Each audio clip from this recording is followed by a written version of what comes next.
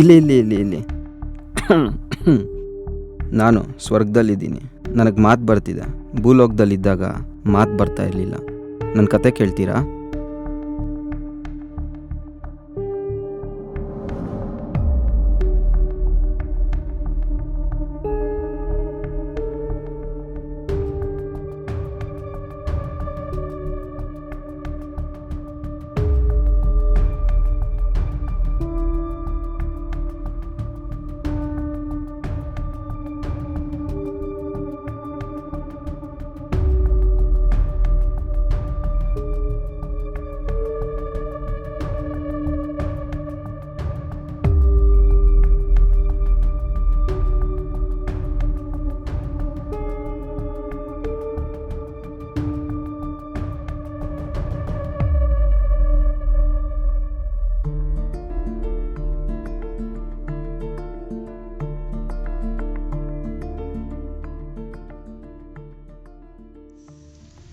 Forehead 4, blue eyes, oval shaped face. ಚಿಕ್ಕ ವಯಸ್ಸಿಂದ ನನಗೊಂದು ಧ್ವನಿ ಕೇಳಿಸ್ತಾನೇ ಇದೆ. ಯಾರೋ ಏನೋ ಹೇಳಕ್ಕೆ ಪ್ರಯತ್ನ ಪಡ್ತಿರೋ ಹಾಗೆ. ನಾನು ಹುಟ್ಟಿದಾಗ ನನ್ನ ಅಳು ಕೇಳಿ ಖುಷಿ ಪಡೋಕ್ಕೆ ನನಗಂತ ಯಾರೂ ಇರಲಿಲ್ಲ. 20 ವರ್ಷದಿಂದ ನನಗೆ ಸಿಕ್ಕಿರೋ ಒಂದೇ ಒಂದು ಭಾವನೆ ಒಂಟಿತನ. ಖುಷಿ, ಅಳು, ಕೋಪ, ಪ್ರೀತಿ ಈ ಎಲ್ಲ ಭಾವನೆಗಳನ್ನೂ ತೋರಿಸೋಕ್ಕೆ ನನಗೆ ನಾನು ಬಿಟ್ಟರೆ ಇನ್ಯಾರಿಲ್ಲ. ಈ ಪ್ರೀತಿಯ ಪರಿಚಯ ಸಹ ಆಗಿಲ್ಲ. ಏನೂ ಬಯಸದೇ ಇರೋ ನಿಷ್ಕಲ್ಮಶ ಪ್ರೀತಿ ನನಗೆ ಬೇಕು. ಇದೊಂಥರ ಆಕಾಶದಲ್ಲಿ ನಕ್ಷತ್ರಕ್ಕೆ ಬಲೆ ಆಗ್ತಂಗೆ. ಈ ಕಾಲದಲ್ಲಿ ಅದು ಸಿಗೋದು ತುಂಬ ಕಷ್ಟ. ನನ್ನ ಪ್ರಕಾರ ಜೀವನದಲ್ಲಿ ಒಬ್ಬರನ್ನೇ ಪ್ರೀತಿ ಮಾಡಬೇಕು. ಜೀವ ಇರೋವರೆಗೂ ಅವ್ರನ್ನೇ ಪ್ರೀತಿ ಮಾಡಬೇಕು. ನಾನೊಬ್ಬ ಆರ್ಟಿಸ್ಟ್. ಪೇಂಟಿಂಗ್ಸ್ನ ಮಾರ್ಕೊಂಡು ಜೀವನ ನಡೆಸ್ತೀನಿ.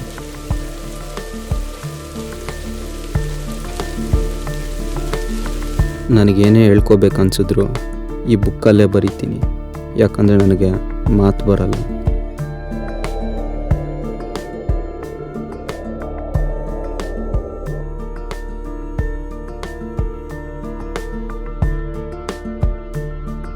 ಸಾಯೋದ್ರೊಳಗೆ ಒಬ್ಬರಾದರೂ ಜೊತೆಗೆ ಸಿಗ್ತಾರ ಅಂತ ಎಲ್ರಿಗೂ ಲೆಟರ್ಸ್ ಬರೀತೀನಿ.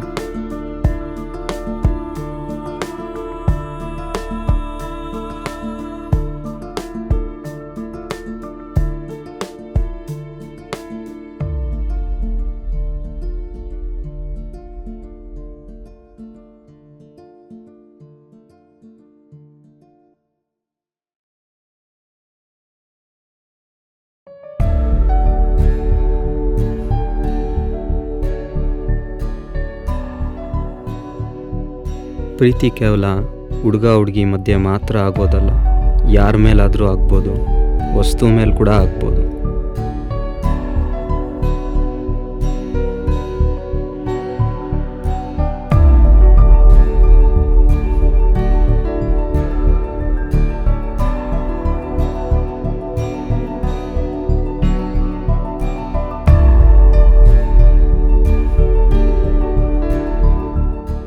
ಕಾಮ, ವ್ಯಾಪಾರ, ಮೋಹ ಎಲ್ಲದಕ್ಕೂ ಪ್ರೀತಿ ಅನ್ನೋ ಹೆಸರು ಬಳಸ್ಕೋತಾರೆ. ನಿಜವಾದ ಪ್ರೀತಿ ಅಂದರೆ ಏನು?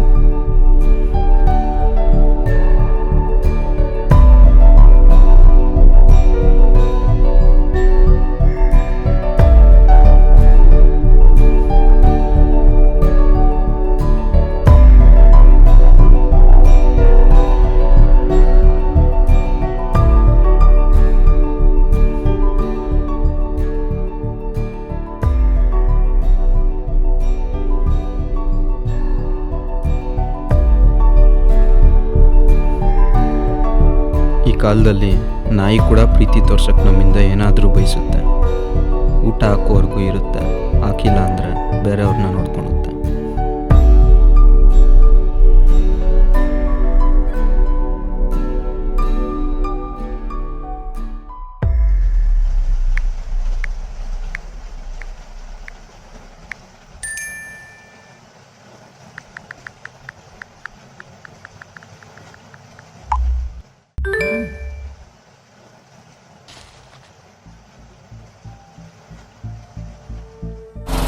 ನನಗೆ ಅಳು ಬಂದಾಗೆಲ್ಲ ಸಮುದ್ರದ ಹತ್ರ ಬರ್ತೀನಿ. ಇಲ್ಲೊಂಥರ ಖುಷಿ ಸಿಗುತ್ತೆ. ಒಂಟಿಯಾಗಿದ್ದೀನಿ ಅಂತ ಅನಿಸಲ್ಲ. ಅಳು ಬಂದಾಗ ನೀರಲ್ಲಿ ಮುಳುಗಿದ್ರೆ ಕಣ್ಣೀರು ಕಾಣಿಸಲ್ಲ. ಆದರೆ ನನಗೆ ನೀರಂದರೆ ತುಂಬ ಭಯ. ನನಗಿಲ್ಲಿ ಬಂದಾಗೆಲ್ಲ ನನ್ನ ಪ್ರೀತಿ ಮಾಡೋರು ಇಲ್ಲೇ ಇದ್ದಾರೆ ಅಂತ ಅನಿಸುತ್ತೆ. ನಾನು ಆ ಭಾವನೆನ ಹುಡುಕ್ತಾ ಇದ್ದೀನಿ. ಅದಕ್ಕಂಗೆ ಅನಿಸ್ತಾ ಇರ್ಬೋದು. Forehead 4, blue eyes, oval shaped face.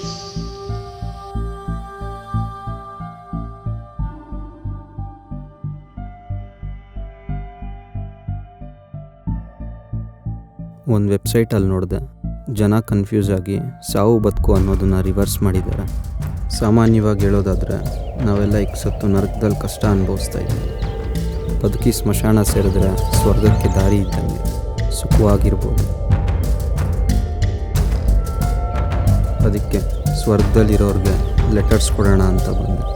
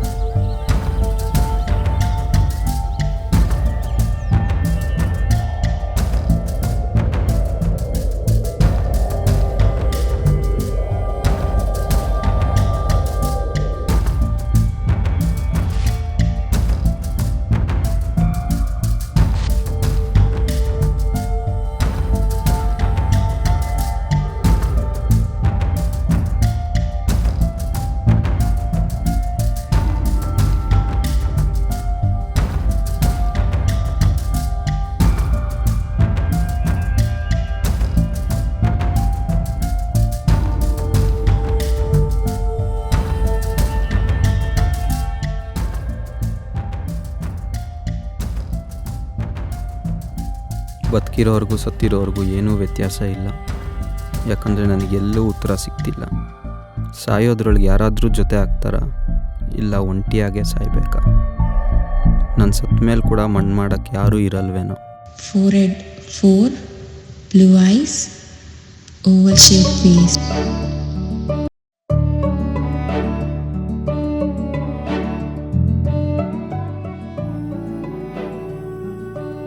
ಕೊನೆಗೂ ನನಗೆ ಗೊತ್ತಾಯಿತು, ಇಷ್ಟು ದಿನದಿಂದ ಕೇಳಿಸ್ತಿರೋ ಧ್ವನಿ ಯಾವ ವ್ಯಕ್ತಿ, ಅವ್ರು ಹೆಂಗೆ ಕಾಣಿಸ್ತಾರೆ ಅಂತ. ಆ ಮುಖ ಯಾರ್ದು ಅಂತ ತಿಳ್ಕೊಳ್ಳೋಕ್ಕೆ ಡ್ರಾ ಮಾಡೋಕ್ಕೆ ಶುರು ಮಾಡಿದೆ.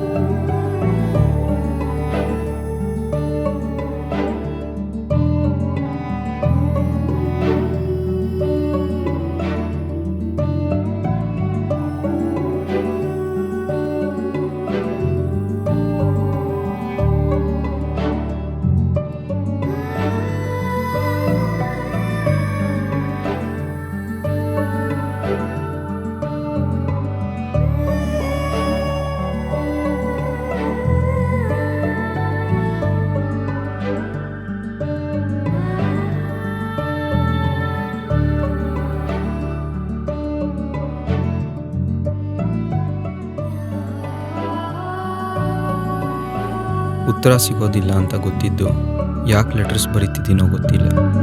ಮೊದಲು ಹೋಗಿ ಸೈಕ್ಯಾಟ್ರಿಸ್ಟ್ ಹತ್ರ ತೋರಿಸ್ಕೋಬೇಕು.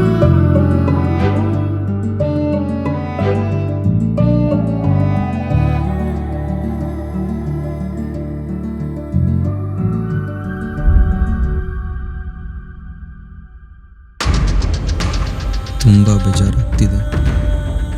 ಜೋರಾಗಿ ಅಳಬೇಕು ಅನಿಸ್ತಿದೆ, ಬಟ್ ಅಳಕ್ಕೆ ಇಷ್ಟ ಇಲ್ಲ. ನೀರಲ್ಲಿ ಅಳು ಬರಲ್ಲ ಅಂತಾರೆ, ಆದರೆ ನೀರಂದರೆ ನನಗೆ ಭಯ.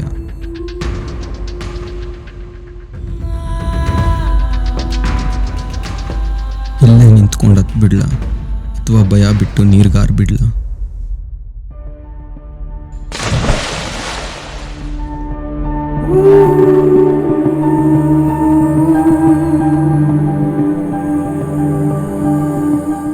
ನಿಜಾನೇ, ನೀರಲ್ಲಿ ಕಣ್ಣೀರು ಕಾಣಿಸಲ್ಲ. ಯಾಕೋ ಗೊತ್ತಿಲ್ಲ, ನೀರಲ್ಲಿ ನನಗೆ ಬೆಚ್ಚಿಗೆ ಅನ್ನಿಸ್ತಿದೆ.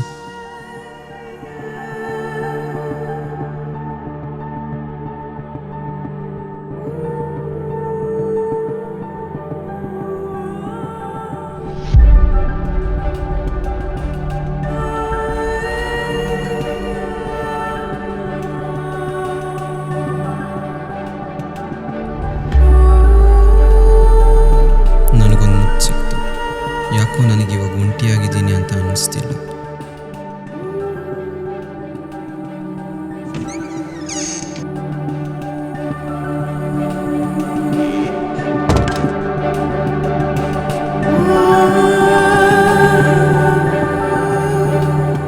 ಯಾರೋ ನನ್ನ ಜೊತೆ ಇರೋ ಆಗಿದೆ. ಈ ಮುತ್ತಿಗೂ ನನಗೆ ಕೇಳಿಸೋ ಧ್ವನಿಗೂ ಏನೋ ಸಂಬಂಧ ಇದೆ ಅಂತ ಅನ್ನಿಸ್ತಿದೆ.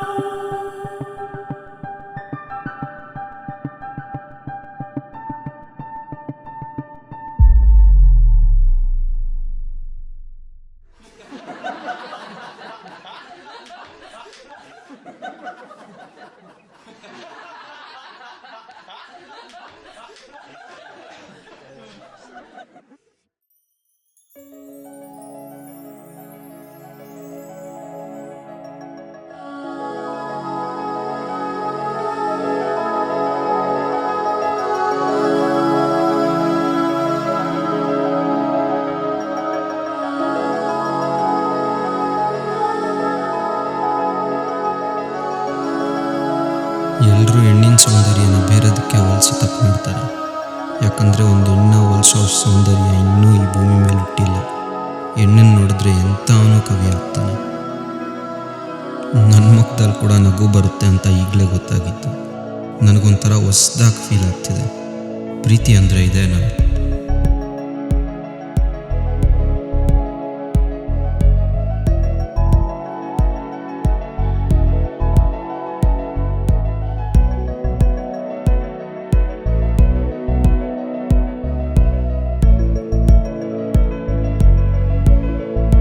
ನಾನು ಬಬ್ಬಾ ಭಾಷೆಯಲ್ಲಿ ಮೂಗುನ್ ಥರ ಮಾತಾಡ್ದೆ.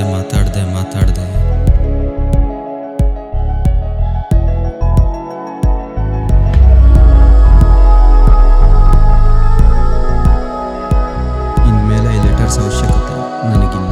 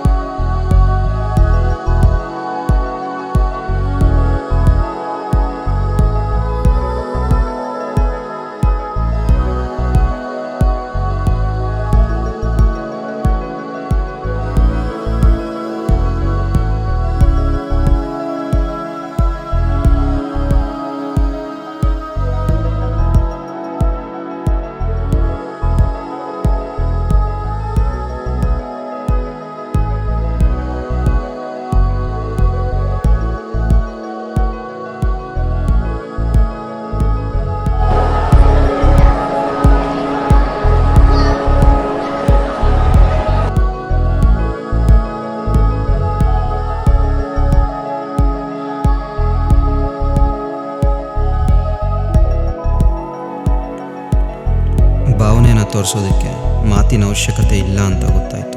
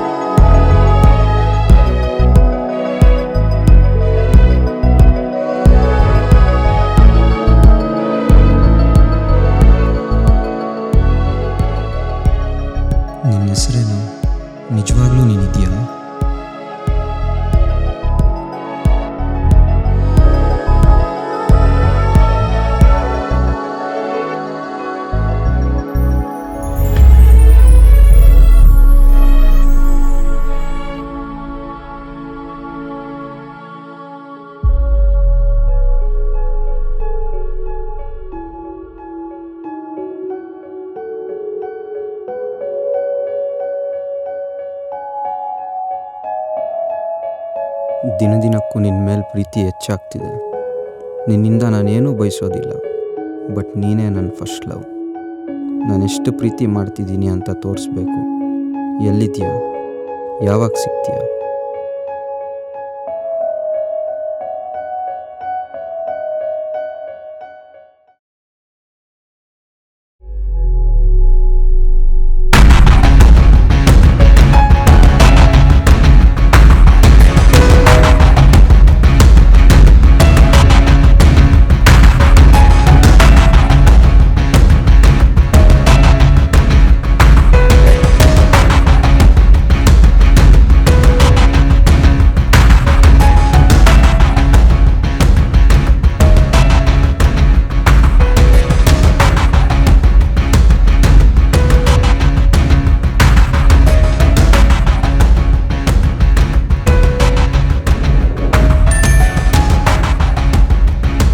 She is my friend Farista. How do you know her? ಅವಳಿಗೆ ಗೊತ್ತಿರೋರು ಸಿಕ್ಕಿದ್ರು. ನಾನು ನಡೆದಿದ್ದೆಲ್ಲ ಅವ್ರಿಗೆ ತಿಳಿಸ್ದೆ. ನಿಮ್ಮ ಹತ್ರ ಅವಳ ಫೋಟೋ ಏನಾದರೂ ಇದೆಯಾ?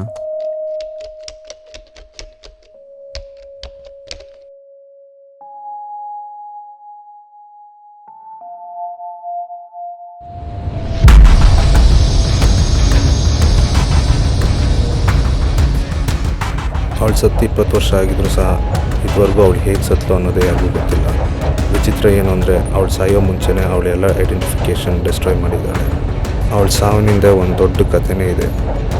ನನ್ನ ಹತ್ರ ಅವಳ ಫೋಟೋ ಯಾವುದೂ ಇಲ್ಲ, ಆದರೆ ಅವಳು ಲಾಸ್ಟ್ ಪೇಂಟ್ ಮಾಡಿರೋ ಒಂದು ಮಗು ಫೋಟೋ ಇದೆ. ಈ ಫೋಟೋ ಅಲ್ಲಿರೋ ಮಗು ಯಾರು? ಈ ಫೋಟೋ ನನ್ನ ಹತ್ರ ಚಿಕ್ಕ ವಯಸ್ಸಿಂದಲೇ ಇದೆ. ಅದೇನು ನನ್ನ ಹತ್ರ ಬಂತೋ ಗೊತ್ತಿಲ್ಲ. ಇದರಲ್ಲಿರೋದು ನಾನು. ಆ್ಯಕ್ಚುಲಿ ಅವಳು futuristic painter and also a doctor.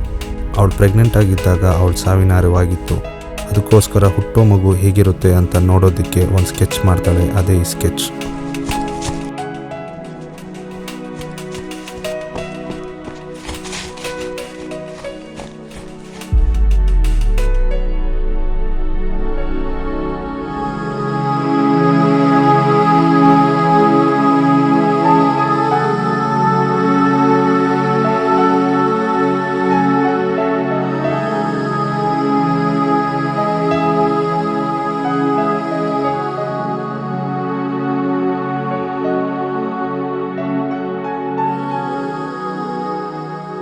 ಕಂದ, ನಿನಗೆ ನಾನು ಹೇಳ್ತಿರೋದೆಲ್ಲ ಕೇಳಿಸ್ತಿದೆ ಅಲ್ವಾ? ನೀನು ಈ ಲೋಕಕ್ಕೆ ಬರೋಷ್ಟರಲ್ಲಿ ನಾನಿರೋದಿಲ್ಲ. ನನ್ನ ಐಡೆಂಟಿಟಿನೂ ನಿನಗೆ ಸಿಗೋದಿಲ್ಲ. ಯಾಕೆಂದರೆ ಅದರಿಂದ ನಿನಗೆ ತೊಂದರೆ. ನಿನಗೆ ನನ್ನ ನೋಡಬೇಕು ಅಂತ ಅನಿಸಿದ್ರೆ ನನ್ನ ಹಾಗೆ ನೋಡು. ನಾನು ಯಾವ ಥರ ಕಾಣಿಸ್ತೀನಿ ಅಂತ ಹೇಳ್ತೀನಿ.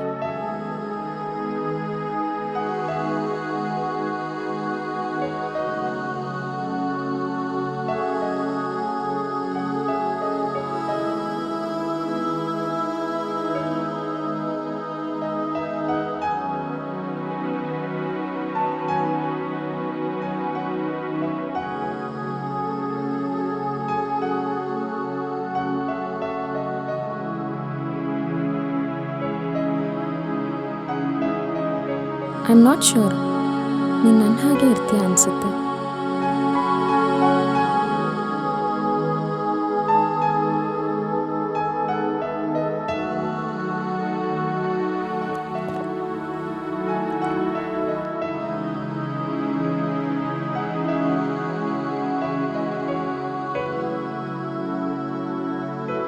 ಜನ್ಮ ಕೊಡೋದು ಒಂಥರ ವರ ಇದ್ದಾಗೆ.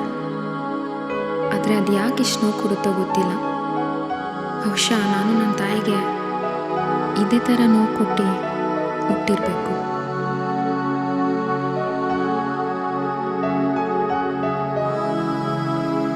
ನನಗೆ ಚಿಕ್ಕ ವಯಸ್ಸಿಂದ ಒಂದು ಆಸೆ ಇತ್ತು.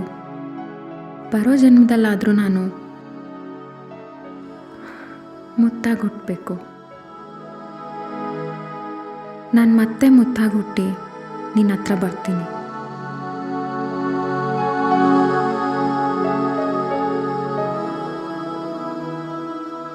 I love you, Kanda.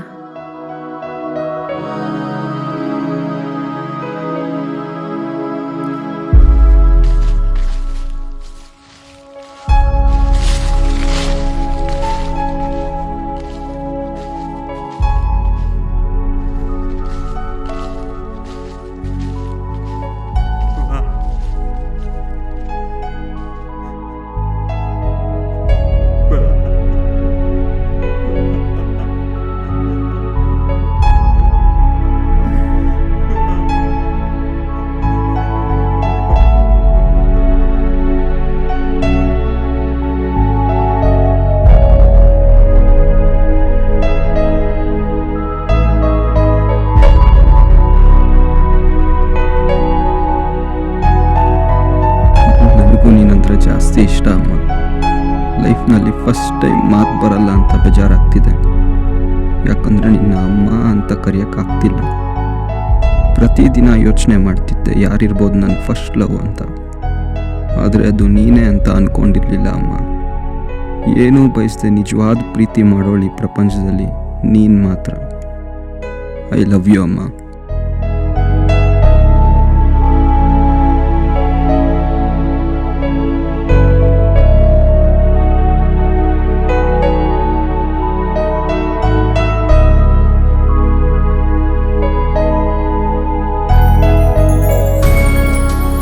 ಎಲ್ಲರ ಮೊದಲನೇ ಪ್ರೀತಿನೂ ಅಮ್ಮನೇ. ಮೊದಲನೇ ಮುತ್ತು ಅಮ್ಮನೇ.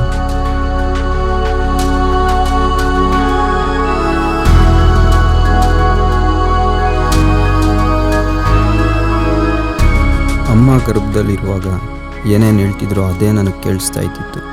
ಇದಿನ್ನೂ ತುಂಬ ದೊಡ್ಡ ಕತೆ. ನನಗೇನಾಯಿತು, ನಮ್ಮ ಅಮ್ಮಗೇನಾಯಿತು ಅದೆಲ್ಲ ಇನ್ನೊಂದು ಸಾರಿ ಸಿಕ್ಕಾಗ ಹೇಳ್ತೀನಿ. ಒಂದು ನಿಮಿಷ ನನ್ನ ಲವ್ವರ್ ಹೆಸರು ಇನ್ನೂ ಹೇಳಿಲ್ಲ ಅಲ್ವಾ?